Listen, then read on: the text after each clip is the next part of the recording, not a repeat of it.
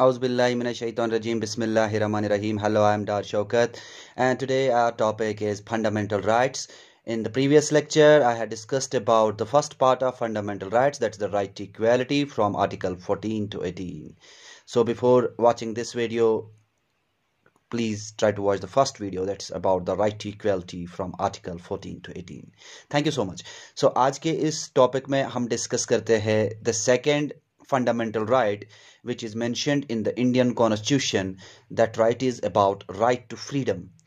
Right to freedom includes the Article 19 up to 22, from 19 to 22. So in this lecture we will only discuss about the Article 19 only. Article 19.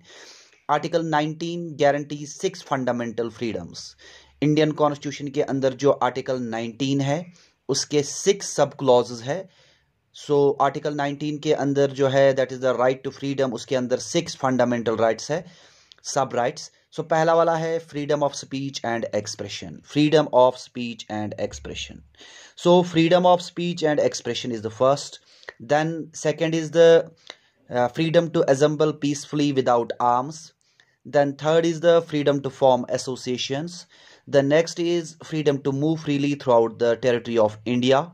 Then next is the freedom to reside and settle in any part of India. And the last one is freedom to practice any profession or to carry out any trade or business. So this is about the Article 19. Now let's discuss one by one what is freedom of speech and expression. Before independence, आप सभी जानते हैं कि हमारे पास fundamental rights नहीं थे. India demanded fundamental rights from the Britishers from time to time, but British always started exploitation against the Indians. So उन्होंने कभी उनको fundamental right नहीं दिया. In fact, जब हमारा constitution बना था, जो हमारे founding fathers of constitution है, जब 26 जनवरी 1949 को जब हमारा constitution बना, adopt हुआ, उस केस में बहुत सारे फाउंडिंग फादर्स ने अपने विव्स पास किए थे. The different founding fathers of the Indian constitution pass their views regarding the fundamental rights. In fact one of the person is known as H.V. Kambhat. उसने कहा इंसान के पास होना चाहिए right to be a weapon, जैसे USA के अंदर होता है, यानी हथियार रखने का हक होना चाहिए. उसके बाद हमारे इंडियन कॉन्स्टिट्यूशन के अंदर इमरजेंसी आ जाती है. हमारे कंट्री के अंदर इमरजेंसी लग जाती है. The emergency was imposed in the country on 26 June 1975 by Indira Gandhi with the help of the Fakhruddin. At that time, the Fakhiruddin was the president of India. This is considered as the darkest period. During the emergency, which was proclaimed by Indira Gandhi, the Indira Gandhi tried to curtail the powers of press or media, we can say, and put restrictions on the freedom of speech. So Indira Gandhi put ban on media and freedom of speech. Now, next is about the first thing, that's the freedom of speech and expression. So देखिए, हर एक इंसान को बोलने का हक है.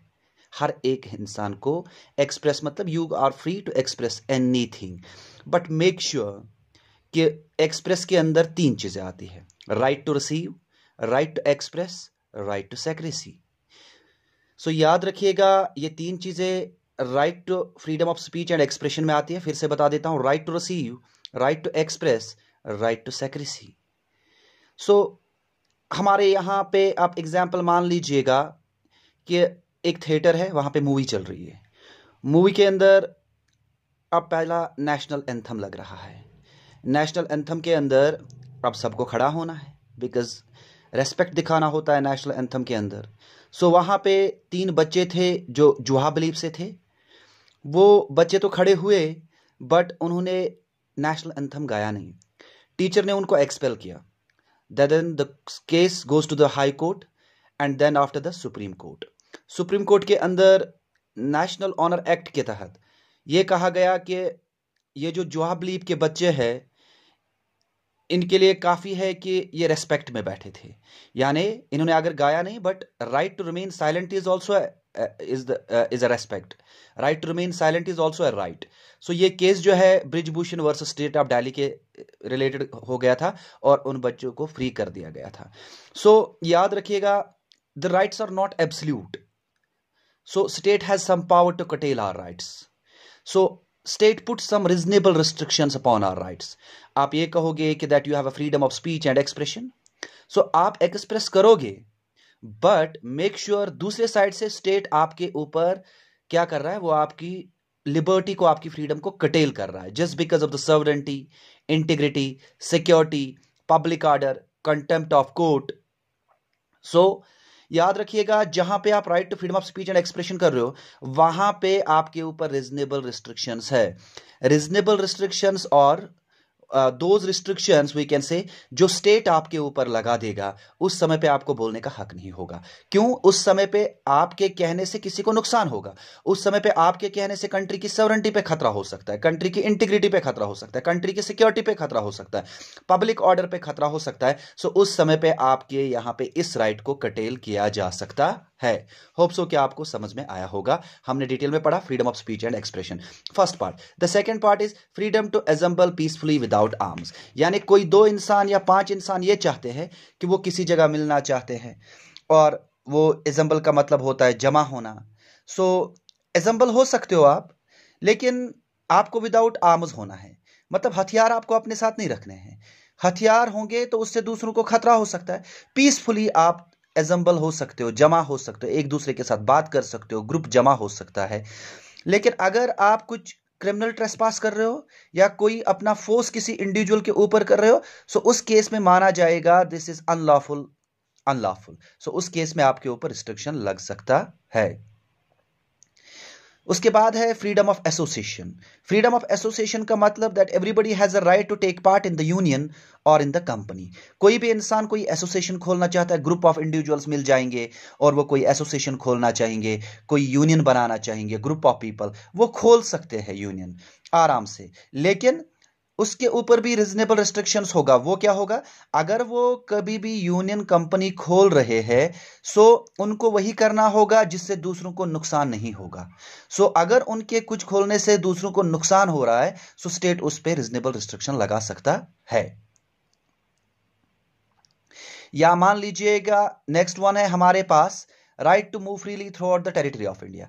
इंसान को हक है कि वो इंडिया के टेरिटरी के अंदर, this is specially for the citizens of India, remember that thing. I am not talking about the foreigners, I am talking about the Indian citizens, that Indian citizens have a right to move freely throughout the territory of India.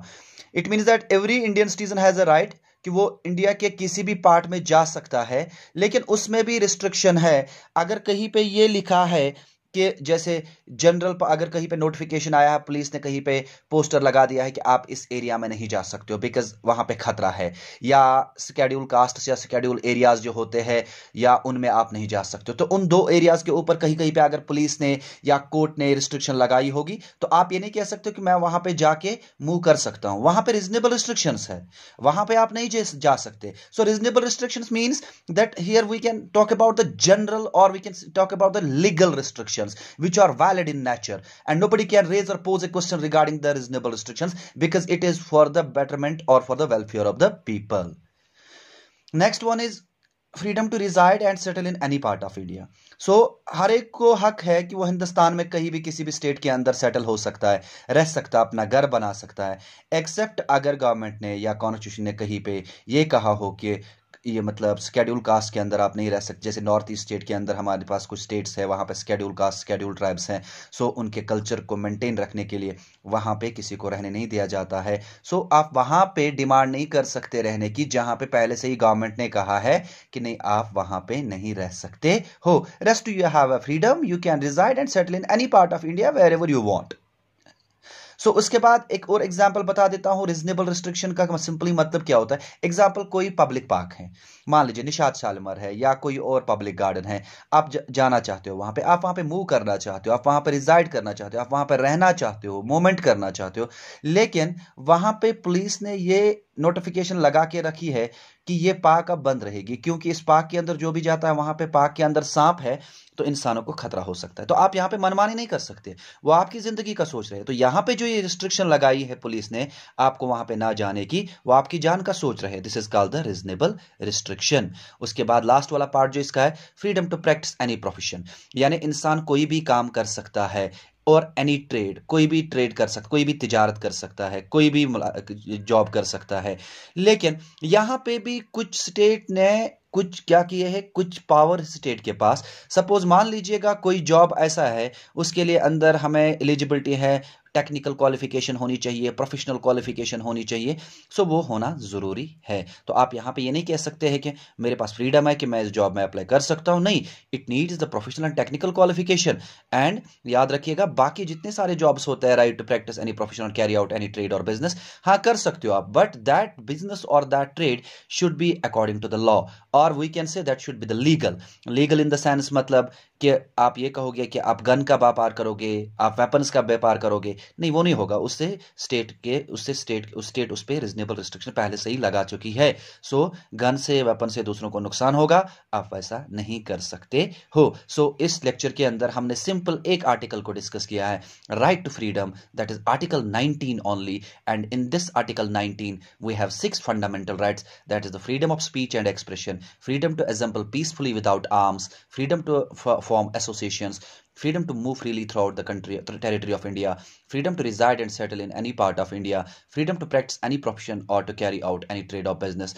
Inshallah Rahman, in the next lecture, I will discuss about the Article 20, Article 21 and Article 22. So stay connected with the Oceans Education, Origin of Creative Energies and Neuroscience, and do not forget to press on the bell icon and subscribe my channel. Thank you so much.